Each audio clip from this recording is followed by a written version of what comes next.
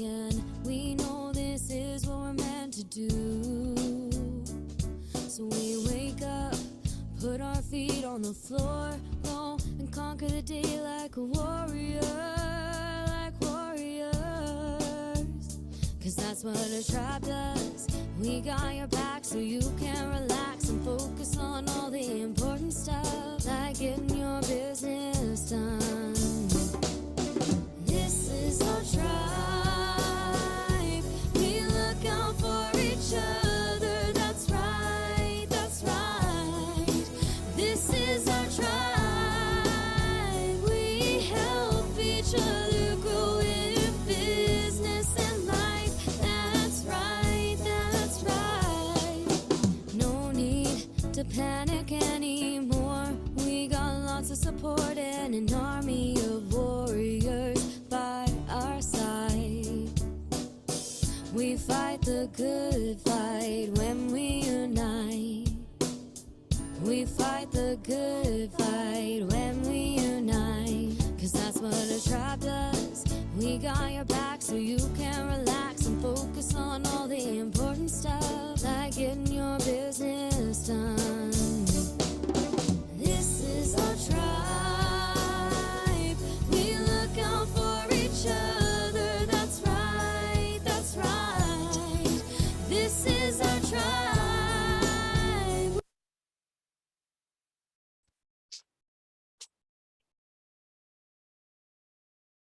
Hello and welcome everybody to the Coffee Shop Conversation Show. How is everybody today? We've got a rampaging amount of people here, almost 9 and 8 actually.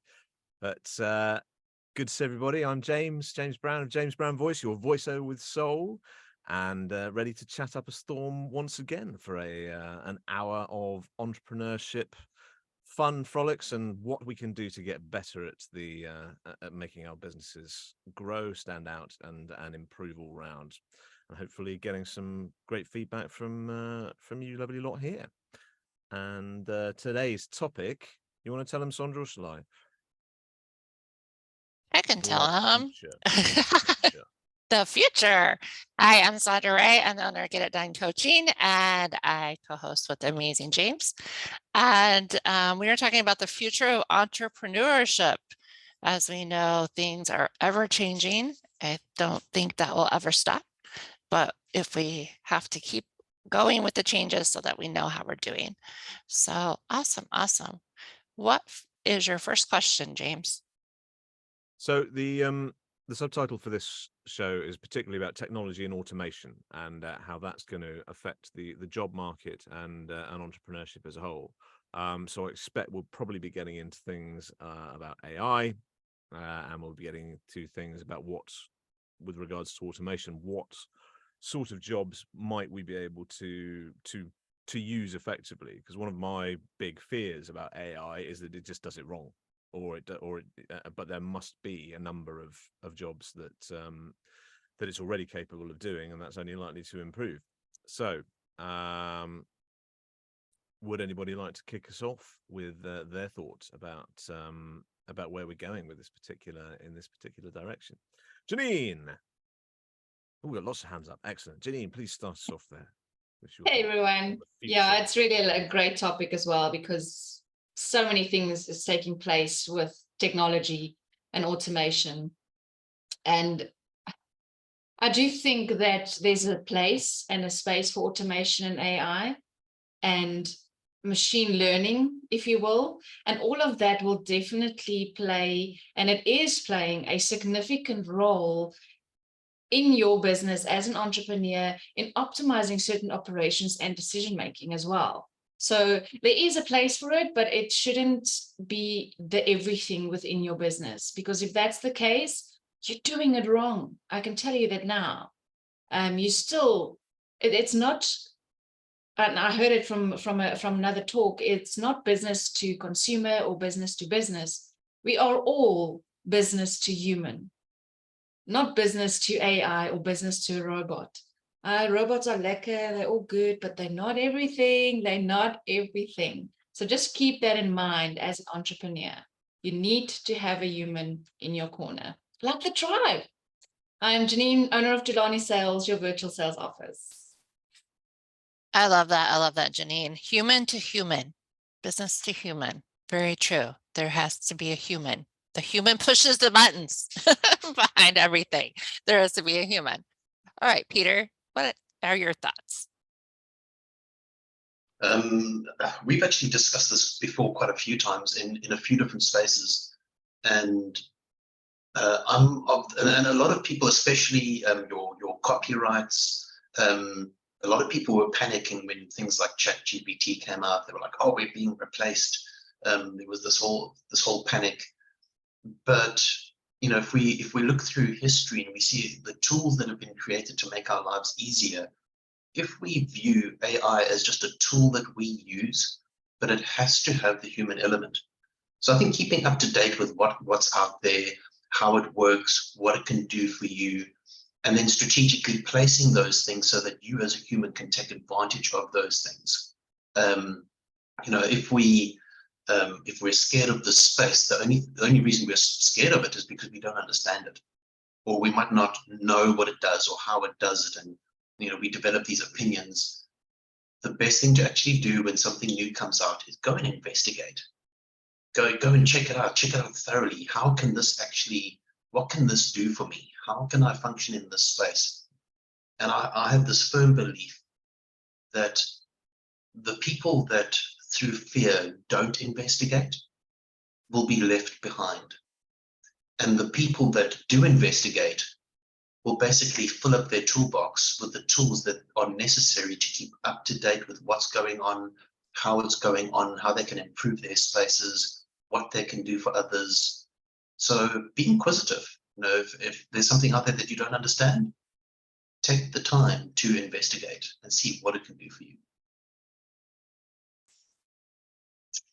Yeah, absolutely. I think talking about automation, there are lots of little jobs, aren't there, that we're all supposed to do. We're supposed to be able to things like, for instance, with me, I talk about it very often. I talk about lead generation. It's like that's quite a time-consuming process for me, going through lots of different lists, trying to find people I could potentially collaborate with. It takes a lot of time, and then sorting out that.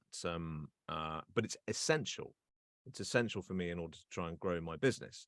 If there was a way I could automate that and do it well, rather than just me, you know, my fear in that case is that I don't find the right people, or I waste a load of time by scraping all this information and it doesn't get me to the people I need it to get me to. So that's one tool that I would love to, for instance, have automated for my business. But I'd be interested to hear from people who have, like, what are the boring parts of the business? What are the things that we think we might be able to cut off? I don't know. And how could technology help us with that? Well, hopefully it will. Nestene, sorry, don't really whitter on a bit. Thank you so much, James. Hi, everyone. Can I just say, before I get into the whole thing, like, I am so happy to be here with you right now. I want to say a massive thank you. So for those of you that do watch the Coffee Shop Show religiously, like, I know there's, like, we have these religious followers that tune in, like, every single week. Like, you can't live if you haven't seen the show on a Monday. For you, like, you would have noticed that I've been a little bit missing in a month, and I've been going through some challenging times and like adaptations and stuff. It's all on the road to the journey to the dream, still going towards the dream. But to be able to log back in and like literally the show is going on and you are all here, it's incredible. Like, I'm so sorry. It feels like I'm seeing family. So I just want to say thank you so much for being here and for doing this. It's amazing to be back. So anyway, like, on that note, family, like, I do have an opinion on this. So AI, I love AI. I love tech. I think the future of entrepreneurship is looking absolutely amazing. Since ChatGPT basically came out, like, we've been almost like best friends. Since I found a LinkedIn lead generation tool that automates everything, we've been best friends. And the reason why I am able to be best friends with these tools, and there's like lots of these different tools and tricks and things, is because they come with the humans. come with the humans from inside the tribe. Like literally, I wouldn't have known what Chat GPT is or why I should be paying attention to it or how to use it or even how to put it on. If like one of the entrepreneurs in the tribe, Declan, didn't put up his hand and he was like, guys, like this is what I'm doing. I don't care if you care, but I'm gonna show you anyway. And then we were like, okay, Declan. And then like after that, like I've been using Chat GPT like nonstop. I wouldn't have known about like the LinkedIn automation tools if I didn't speak to people like Scott and Janine and Somerville. And I only love them because my LinkedIn automation tools come with Janine and Somerville. So I think that is the key. I feel like especially in the world we're currently living in, like tech and AI, these things are evolving at such a rapid pace. It's going to be up to us to make sure that we in the tribe, in the community, share with each other. Keep on sharing with each other, because then we all don't need to, every time something new happens, like go out there, become a master, learn the thing, not waste your time. It's like that's a real thing. Like the stuff that James mentioned, like that is, you will waste hours. You'll just fall into a black hole researching stuff, rebuilding things, and then not achieving what you want anyway. But when we all have our little bit and we all stay up to date with our little niche of tools that we love to be up to date with, then we add more people in the community that also stay up to date with their tools and their automations, and we share with each other. Wow, guys, like I have to tell you, that makes us unstoppable, because it combines two of the most powerful resources: social capital and technology. Like no one will ever catch us again. So I'm Nestene, and I'm one of the co-founders of ProTech, and I'm like legit so happy to be here with you guys right now. Thank you for being here. It is our privilege for you to be here, Nestene, and you're not going to make me cry, I promise. So I love that. I love that. And same, when Declan brought the GPT chat to the forefront, I didn't have a clue, honestly. And so when he did that, I was like, what? Wait. And he broke it down so easy that it wasn't like we had to like be a master of it. Like he mastered the steps. So then we could just roll into that. And I think, yes, that is a power of community and tribe. We don't have to know all the things. We just need to have the right people in our community and circle that know the right things to help us move. And I think that's extremely important with future of entrepreneurship. I know I would not be where I am in my business if it was not for my communities. Straight up, I would have quit. Year 1, and I'm going into year 5. I would have quit because I would have been like, yeah, this is too hard. Forget it. I think I'm technology savvy, but yeah, not to that point. So obviously, because we're still having issues on here, but technology can be very challenging, especially when they change things. So Mr. Lesetja, getting closer. You're getting close and close and close by the week. Anyway, from what Janine and Pira and Nestene have said, I just want to ask, with all the changes that are happening, with all the AI and all that, is there still a future for entrepreneurs? Are we still going to be able to be thinking and doing things instead of depending on the systems? And I'm going to say, of course there is. And the people that are at an advantage are your Generation Next and Gen Z, because they've got this whole connection that has been founded by Pira and Nestene and everybody, where they can take advantage of the globe to say, I'm in South Africa, but I don't have to do business in South Africa. I can do business wherever I want to. So that is where the future, that is where your entrepreneurship is going. You don't to be all over, and with the advantage that we see from AI. Of course, it's possible. And of course, let me just say the future for entrepreneurship is bright. It is so bright. We're going to be left behind the BBTs born before. We're going to be left behind because we're using robots. We're using the whole AI systems that we have. So the future of entrepreneurship is so bright, is blinding. I need my sunglasses. Lesetja Mokou, your business development specialist. Thank you, Lesetja. I think even perhaps the most pessimistic of people, and I'm in a job where AI is certainly a threat if it doesn't go to if it's left unchecked. This is one of the reasons why we're all very much following in the voiceover community, especially the SAG-AFTRA strikes in the United States, because there are that has a lot to do with AI and people not being paid, and the potential that they can use your image and then recreate it and not pay you anything is a big deal. And it is a threat to the creative industries. But I do wonder if, because it's working, you work in your business and you work on your business, and a lot of the time working on your business, that can be quite a lot of that can be quite tedious. There's a lot of admin, there is a lot of time that goes in that you feel, well, if technology could do this for me, it would be very, very helpful. I hope that the way it will go is that those tedious tasks, those more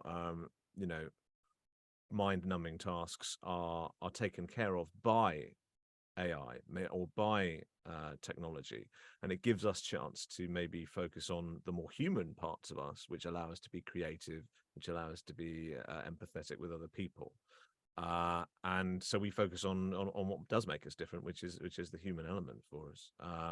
Janine?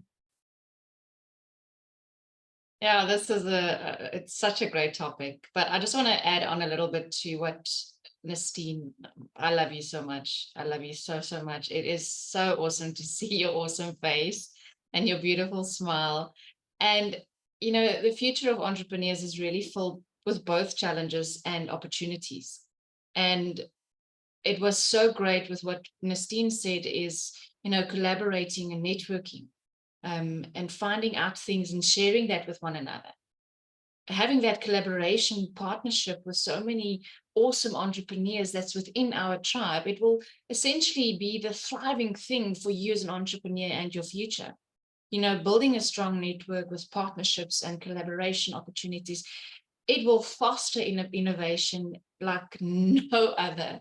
And the sharing of knowledge and the access to resources, my God, don't let me start with that, because it comes out of your ears, the resources that people are sharing with you because they love you, because they want to see you actually make a success of your journey. So it's building that amazing, ecosystem, if you will, of startups, of just providing information and collaborating and just being that support structure that we sometimes lack. Most of the time because of our own doings, because we don't always ask, I need help. But it's just beautiful to be in a space where that is happening. ChatGPT, we did not know about it until one of our tribe members opened their mouth and said, hey, I found this. How would you find it? How would this work for you in your business? And that is the power of making sure that your entrepreneurial journey as a business owner is a success. Now, I want to go back quickly to where Lesetja said that, is AI going to take over the human side of things? Hell to the no. No, no, no, no, no. It is not. It may reduce cost. It may improve certain efficiencies, and it may help with improving customer service, but not the human factor whatsoever. If I have to talk to a robot the whole day, I'll go bananas, and not in a good way. I will lose my apples. So it is one thing. I don't know why I'm bringing up fruit, but anyway, there's just no way. There is just no way, because the minute we all saw Nestene's face and her smile, the whole room just lit up. So no, as much as I love AI and automation, the human is still on top. I'm Janine from Jelani Sales, your virtual sales office. I just love you, Janine. I love you. Yes, and humans develop the AI. Humans push the buttons behind the AI. Humans are a factor. I did banking this morning. I talked to humans, like had to call and talk to humans because things were not right and still dealing with that. But humans are so important. But also, technology is important because I would have not joined the tribe a year ago. Tomorrow is my anniversary of joining the tribe. If it wasn't for technology, if it wasn't for Zoom, if it wasn't for LinkedIn, if it wasn't for all of that. So I would have not met you beautiful people and been able to be a part of the community for the last year if it wasn't for technology. So yes, it does help us. It helps us move forward. It helps us get things done. So extremely, extremely important to have. But yes, there's always a human factor, which is one of the reasons I joined the tribe. Was it was coffee first, business later. And that just resonated with me from the get-go, the whole time I was dating the tribe, yada, yada, to join the tribe a year ago. So, so yeah, I just love that. And of course, I definitely have built an amazing relationship with Miss Nestene. Go ahead, sis. Thank you so much, Sondra. I can just have to say, you guys are amazing hosts. Like, I am really loving this. And it flows so nicely. It's a really warm, amazing space that you guys have created. So well done. No one wants Janine to lose her apple. So actually, Janine, like, I would give anything to see how that looks. But yes, we love you. I think with AI, what is important and what it actually, like, everyone is afraid of it because they're afraid it's going to take away the humaneness and the human factor and everything like that. What it does actually in practice, if you look at it, is it allows us to focus on what makes us human. It allows us to be more human, and it allows us to spend less time on robotic type tasks. So those tasks that James mentioned, where it's like, you really don't want to enter, you don't want to issue 300 invoices manually by hand, because who has time for that? Nobody has time for that. Why do you want to do that? So that's an example from the accounting space. It's taking over so many of the routine tasks. It's taking over bank reconciliation. It can match your invoices to your bank transactions. It will suggest to you like different things that go together. It can forecast your cash flow for you. It still needs an accountant to sit behind the screen and tell the person whose finances this is what on earth to do with the end result. It needs that accountant that has human capabilities of strategic thinking, critical thinking, putting everything together to humanly talk to the other person as a client and say, okay, so let me break this down for you. This is what's going on in the profit and loss. This is why the AI matched these two things together. So what I want you to do going forward is we're going to save this amount per month and we're going to start paying you a salary from the bank account. That's from the accounting side, what's happening. So in essence, what's happening for me is it's almost like it is, as me as an accountant, it allows me to focus on my human side, the side that I enjoy, my strategic thinking skills, the higher level thinking skills.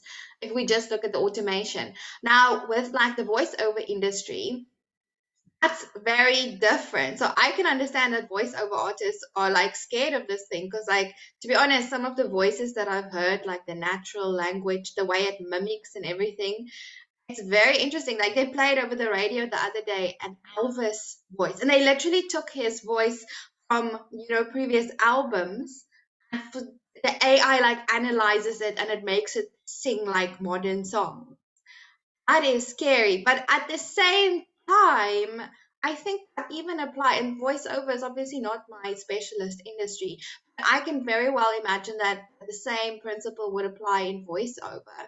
So how am I going to, train a robot voiceover artist to almost sound like it's crying at the exact moment in the script where that needs to happen. How am I going to train a robot AI to express real compassion when it's supposed to be having a conversation or talking about, something that has where you have to express compassion?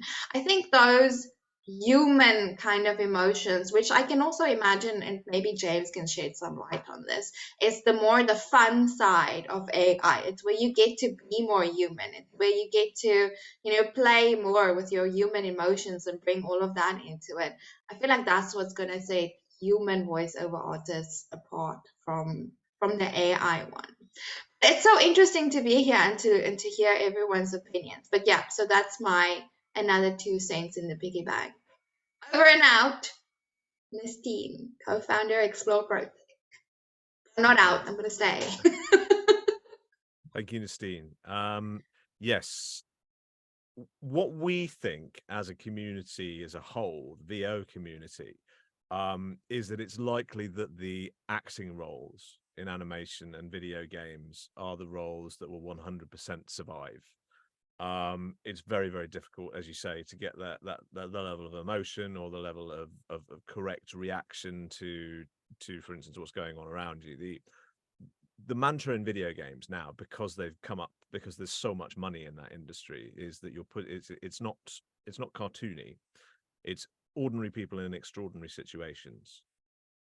And if you think about some of the games that are being released, I don't know if anybody's seen, for instance, The Last of Us or played The Last of Us. You're looking at a fantastic drama there, and that's really high level script writing, which you would never have got in the games industry 20-25 years ago or so. It was good, but it wasn't at that level, and that's just the way it's shot up. But you wouldn't be able to create those sort of emotions with a robot. You could potentially get an AI to do, for instance, an e-learning script or something where. But then it's the annoying thing for me, because obviously I get worked up about this sort of stuff, is then it just becomes reading. It's not reading. It is something that's supposed to connect you with the person who's listening to you. Otherwise, it just and that's it. Yeah, and then you've lost you've lost the connection, and you won't get the message across. You'll put that person to sleep, and that's what a robotic voice will do, as opposed to a voice which has some feeling behind it. But it's silly to pretend it's not there, and it is affecting certain parts of the industry. And I think it will certainly go on to do some of those jobs. I mean, you see the way the proliferation of AI in films, and it is already building characters and songs, as you say. Yeah, and some of the artists have said that you can use my voice in this way, and others are saying absolutely not. So there's very much a polarizing viewpoints going on. Peter, nice to see you. Chime in for us. I'm going to go slightly off topic, but I promise I'll bring it back to the exact point. I think one of the biggest problems that we face as entrepreneurs is the learning journey that entrepreneurs actually go on to become entrepreneurs. And I think it's been that learning journey has been very institutionalized. It's become very theoretical. There's no practical experience in those, and I'm going to say those spaces because I'm not going to mention any names, but any sort of university or business education space. It's become so institutionalized that the human element has been removed. And all of those spaces are now starting to realize that we are teaching entrepreneurs a whole bunch of theory. They're getting qualified, they've got certificates, but they still don't know how to be entrepreneurs. So, and that's one of the social problems, one of the main social problems that Explore ProTech has actually tackled. Hence the fact that we created the Mancosa Ignite program and other programs that are in the pipeline, where it brings that human element right back in, and it creates a space where future entrepreneurs are actually learning from current entrepreneurs that specialize within their field. So bringing back that human element, where part of that learning journey will be how a successful entrepreneur that has learned how to do certain things, whether it's automated, whether it's through tech, is now passing that how to real life how-to information to startup entrepreneurs so that when they do start up, they can start based off of somebody else's experience. So if higher learning institutions are realizing that the certificates that they're providing don't really mean that much because the desired outcome is not there, and they've seen the problem, and now they're creating spaces where we as entrepreneurs can actually step in and do a very practical, create a very practical journey that entrepreneurs can go on, or startup entrepreneurs can go on. So I think that as much AI that comes out and as much as technology grows and develops, the more we experience it, the more we learn to harness it, the more we can create a practical space that as entrepreneurs are like rising out of the ashes, that we are actually giving them the right tools based on real experience so that they can actually take their businesses and actually do something real instead of just understanding the theory behind it. Now we're actually equipping them. And when they go, I understand in theory that this is what I need to do, but I actually just don't know how. And then we can step into that space like knights in shining armor and go, well, this is how you practically actually do it. And here are the tools to get it done. We are empowering people. So I think that, to me, that social problem, the one that we're trying to really nail and fix, we're trying to fix that across the board. And it's not just a South African problem, that's a global issue. So watch this space. We're going to be doing so much more in the future. Peter, Explore ProTech. Love that, Peter. And I think that's the human element of teaching, doing workshops that I started doing this year. I make them interactive. So like I expect people to do things with me in real time. And that's the feedback I'm getting from the workshops, is that it's not just me yapping, it's them doing something with me. And they appreciate that so much more, because you can go listen to a gazillion things on YouTube, just like us, but it's that interaction, I think. And that's what makes this show unique, is the fact that we have interaction between us. We have a discussion. It's not just us telling you to go do AI and do tech and do all these things. It's a discussion on how it affects each of us. So that makes the show interactive, not just here in the space, but also on YouTube. And I like that a whole lot better than just listening to people try to teach me something. I like, ×2 speed, like just hurry up and give me what I need to know. And let's move on if I can't interact with somebody. So I love that. Love that. Lesetja, dang it. It's just me. Look, I'm just gonna say one sentence. Is there, well, what's the future of entrepreneurship? In this box here, this is where the future is. This is where you get to mix AI with the human element, and you can't get it anywhere else. This is where it is. This is the future of entrepreneurship. Peter, you've summed it up. You can give them certificates and certificates. If there's no human element, human touch to it, if there's no practice, there's nothing they can do with those certificates. So the experience is needed. And Nestene, Janine, you've summed it up so well. James, I'm so sorry that you're finding it challenging with the voiceovers. They're still going to need a human element to that anyway. So for me, in one sentence, the future of entrepreneurship, this is where it is. Lesetja Mokou, your business development specialist. Thanks, Lesetja. I should say that although, yeah, it's concerning, it's not, in terms of the VO, I'm not seeing a drop off in business. Fortunately, he says, probably dooming himself by mentioning it. But it is a worry, obviously, because the AI is increasing in. It's just getting better. It's just getting more efficient. It's getting, more realistic, very, very quickly. So yeah, it certainly is something that we all have to be aware of. and therefore it has to be a case of know your enemy, really, and finding out about the different tools that are out there and how we can use them and treat them as a tool, but also making sure that it doesn't harvest information which could then be used to hurt us. So it's trying to be careful, I think, with those topics. I would be interested in finding out about have people got any tools that are automating? Nestene, you mentioned your scrapers for LinkedIn. That's right, wasn't it? And that you've been using, and useful tools that they are that have freed up some of that time, so that you can do the jobs that you enjoy doing more. Is anyone using something at this point that's really helping? Basically, would there be things that people would recommend? Before we do that, James, we got to do our F-Biz Are segment. we looking straight to there? Yes, yes. I'm I was not like, keeping he's an just I'm not gonna keeping an keep eye on the clock. rocking. Yes, it is time for the Thanks, Sondra. F-Biz show with Miss Janine. Take it away.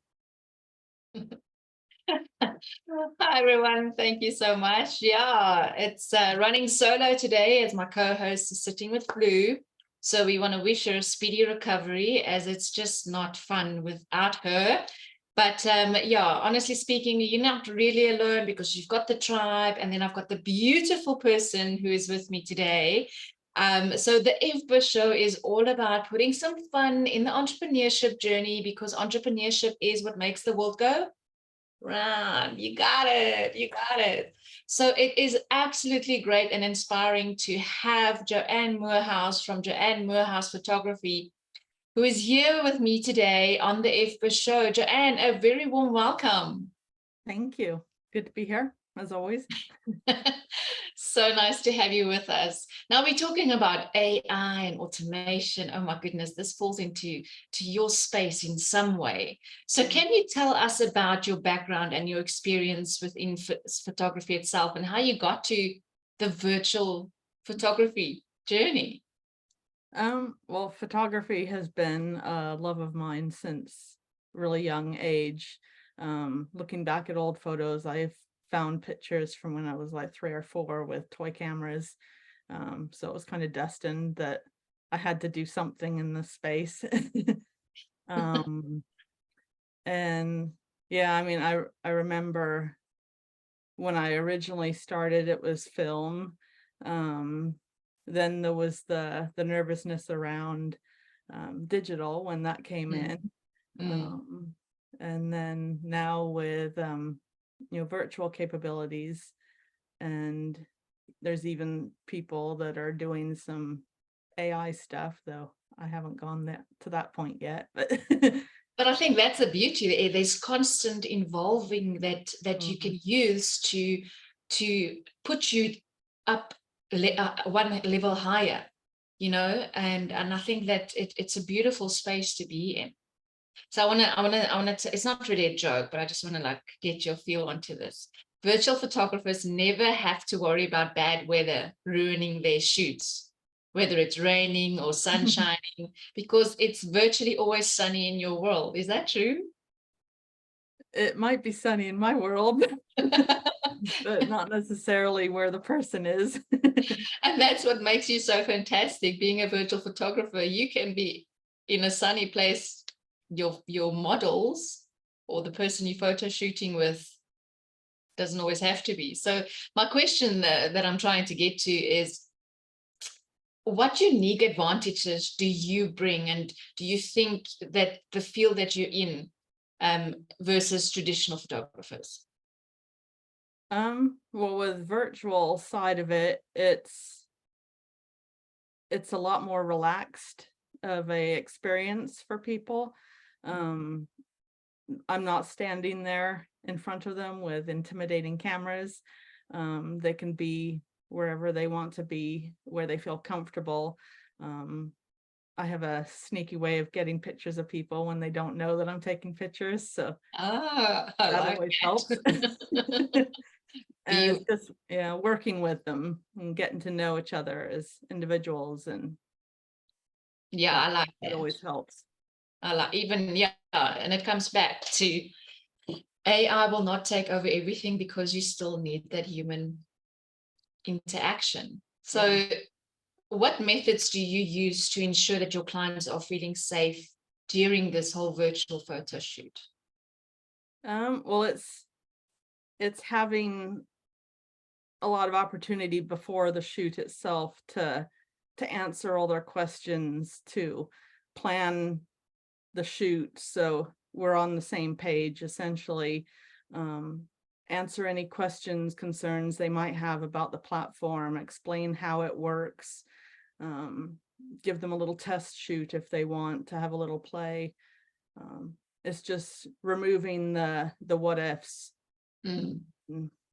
Yeah, and I'm sure Yeah. if you don't understand the virtual photography side of then you will have a lot of but what ifs. And I'm sure you've got a lot of Q&As on your website, and I'm sure on the YouTube channel. So I wanna, it might be a joke, I don't know, it depends. But why did the virtual photographer break up with the camera? Do you know? It was a one-dimensional relationship. They were looking for a more multi-dimensional experience. And I think with that is exactly what you are bringing with your virtual photography, is you're bringing back that human factor. Get to know one another before we just jump into the shoot. And I think that plays a very, it's a vital role that you're playing as a photographer, to create that safe space, because you want your clients to be happy and satisfied before they start smiling or whatever it is that the photo shoot is all about. So, I mean, what tips would you share with us if I was someone coming to you for the first time? What does that journey look like? You've talked about you make sure that they're comfortable and maybe give them a mini shoot to get them into understanding the process. So is that typically what it looks like for you? It's very customized to the person. So I mean, there's a lot of communication throughout when you're doing it virtually. I mean, even during the photo shoot, it's a different way of communicating with the person, because when I'm in person, I can show them what my idea is, but when it's done virtually, it has to be verbal.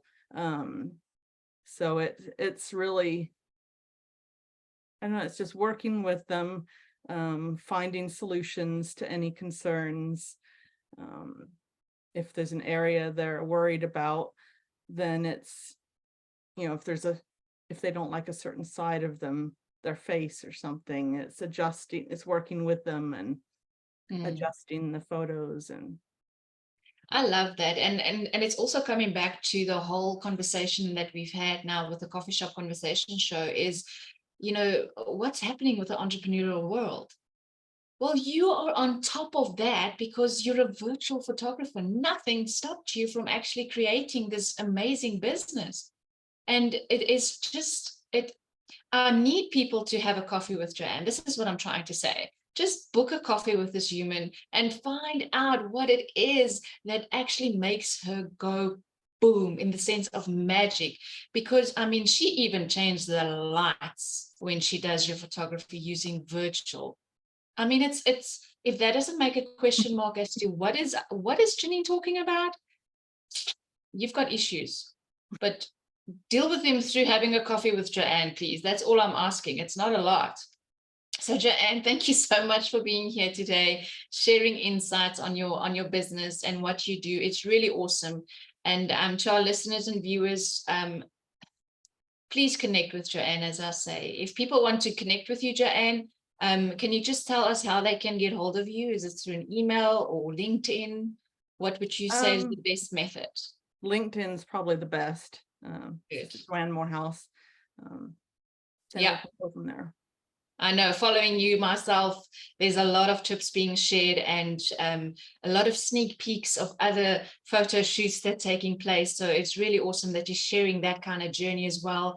And she's done a book of all her virtual photo shoots. Ladies and gentlemen, it is something to have. And I heard a little bird whispering in my ear. I don't know, it's a funny bird because I didn't know that birds can talk, but there's another book coming. That is so amazing. So if you want to be in that book, possibly, then book that coffee. Don't wait. So that is all, folks. Stay awesome from all of us at the F-Biz show. Keep innovating, keep growing, and keep striving into everything that you do. Back to the Coffee Shop Conversation show. And guess what? It is James and Sondra. Thank you very much, Janine and Joanne. Another fantastic solo effort there. Very, very, very impressive. And thanks for sharing with us, Joanne, as well. And that, boys and girls, as always seems to happen in this hour that goes very, very quickly, is pretty much all we've got time for this evening. It's another topic that can run and run, really. But thank you very, very much for joining us once again. Thank you for your insights and what we might be looking at for the future of our businesses and how we can help sort of future-proof them a little bit as well. It's been very interesting. So that's it from me for this week. Sondra, say goodbye to the boys and Yes, girls out there. definitely. Well, I don't have to do the closing because Miss Nestene is here, so she can say her own quote instead of me quoting her. So Nestene, can you close us out, please? Oh, you guys are amazing. May all your wildest entrepreneurial dreams come true. Bye, guys. See you next week.